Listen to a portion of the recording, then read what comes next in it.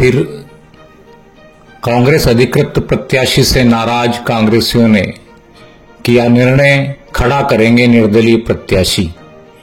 विगत रात्रि पांचमल विधानसभा क्षेत्र के निवाली में कांग्रेस प्रत्याशी चंद्रभागा किराड़े से नाराज चल रहे कांग्रेसियों ने एक मीटिंग आयोजित कर सर्वसम्मति से अंतिम समय में शेष रहे चारों निर्दलीयों से एक निर्दलीय प्रत्याशी रमेश चौहान को निर्दलीय चुनाव लड़ाने हेतु आपसी सहमति देकर तैयार किया है।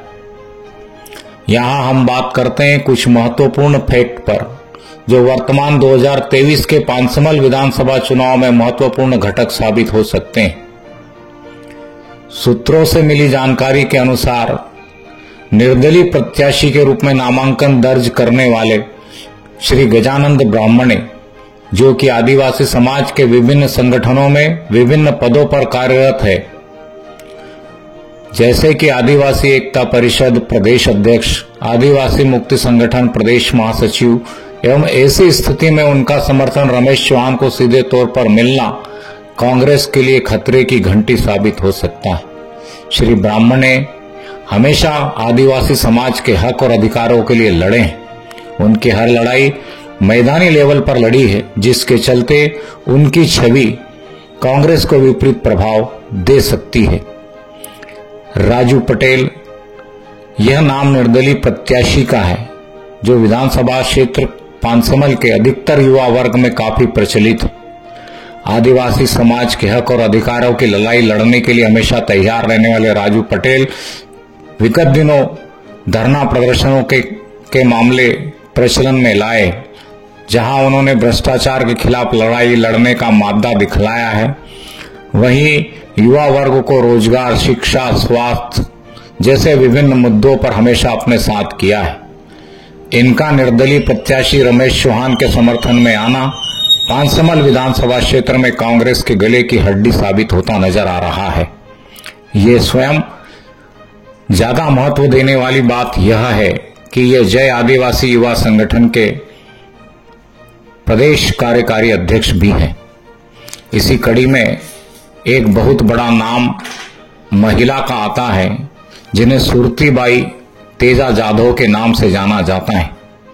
यह माना जा रहा है सुरतीबाई जाधव धन बल से कमजोर नहीं है। अपने क्षेत्र में उम्मीदवारी से कई पहले से प्रचलन में है।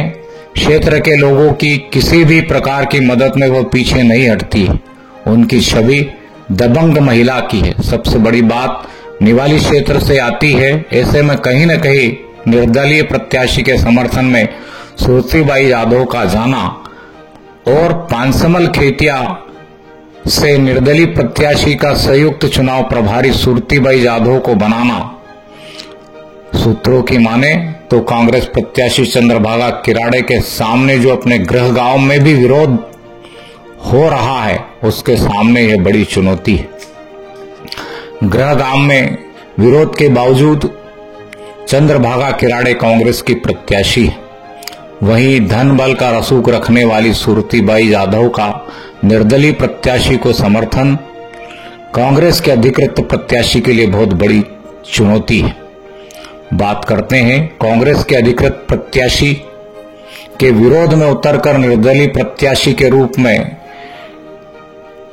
अपने साथियों के साथ तैयारी में जुटे रमेश चौहान की।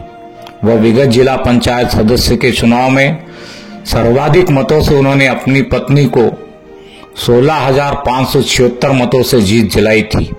वह वर्तमान में भी अपने कर्तव्यों का निर्वहन कर रही है। विगत रात्रि नाराज कांग्रेसियों की निवाली क्षेत्र में एकजुट मीटिंग को लेकर यह सामने आ रहा है कि यह कोई साधारण मीटिंग नहीं, बल्कि कांग्रेस अधिकृत प्रत्याशी सुश्री चंद्रभागा किराड़े के खिलाफ कमर कसने की महत्वपूर्ण तैयारी थी। काफी देर तक चली बैठक की तय नीति के अनुसार ही रमेश चौहान निर्दलीय के रूप में प्रत्याशी होने जा रहे हैं। 2 नवंबर नामांकन वापसी का अंतिम दिन है। फिलहाल रमेश चौहान के निर्दलीय होने पर कांग्रेस के लिए विकट स्थिति हो सकती है। ऐसे में घर के आदमी को मनाना बहुत जरूरी है। यदि कांग्रेस इस कार्य में सफल नहीं हो पाई वहीं रमेश चौहान निर्दलीय के रूप में मैदान में रहते हैं तो कांग्रेस की बुरी गत होना लगभग तय सा दिख रहा है। परिणाम क्या होंगे ये एक अलग बात है। कहीं चारों प्रत्याशियों में कांग्रेस तीसरे चौथे स्थान पर ना चली जाए। चारों निर्दलीय प्रत्याशियों में से 3 गजानन ब्राह्मणे, राजू पटेल व सुरतीबाई ने रमेश चौहान का समर्थन किया है।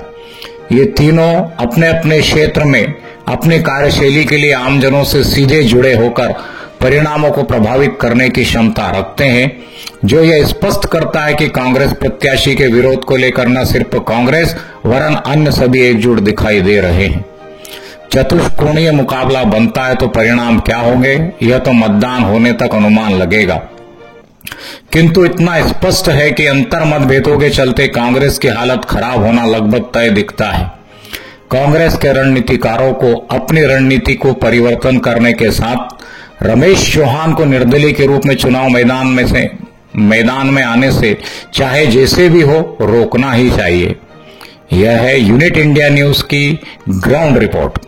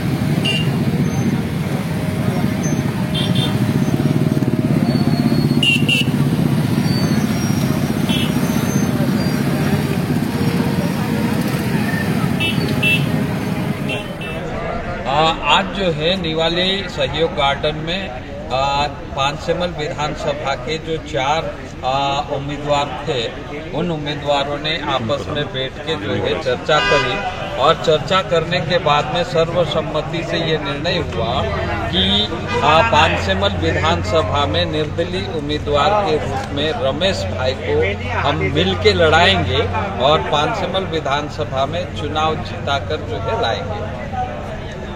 राजू भाई, जैसे कि आज यहाँ पर पानसेमल विधानसभा में काफ़ी दिनों से चर्चा चली थी कि हम लोग प्रत्याशी बदलने को लेकर भी ताल ठोकी, लेकिन नहीं हुआ, जिससे यहाँ पर कार्यकर्ताओं ने तय किया कि कार्यकर्ताओं ने निर्णय लिया कि गजानन ब्राह्मणे जी, सुरतीबाई जी और राजू पटेल जी और रमेश भाई चौहान जी 4 उम्मीदवार थे। उसमें से आज यहाँ पर एक हमने कांग्रेस पार्टी की तरफ से एक स्क्रीनिंग कमेटी बनाई थी, जिसमें राजू गोयल जी, पीसीसी के सदस्य, मंडलम अध्यक्ष जगदीश भाई धनगर, हमारे पानसेमल खेतिया से हमारे कांग्रेस के पदाधिकारी के साथ में स्क्रीनिंग कमेटी ने निर्णय लिया कि चारों में से एक लड़े, जिसमें काफ़ी घमासान रहा और घमासान के बाद में आखिर चिट्ठी ने निर्णय किया है, जिसमें 2 चिट्ठी बनाई गई और चिट्ठी डाली, जिसमें चिट्ठी एक बच्चे के हाथ से उठाया गया और चिट्ठी में रमेश भाई चौहान जिला पंचायत सदस्य खलिया पानी के नाम से चिट्ठी आई है और ये चिट्ठी जीते हैं और बिल्कुल चुनाव भी जीतेंगे। इन्हीं बातों के साथ रमेश भाई चौहान जी को बहुत बहुत बधाई, शुभकामनाएं जी।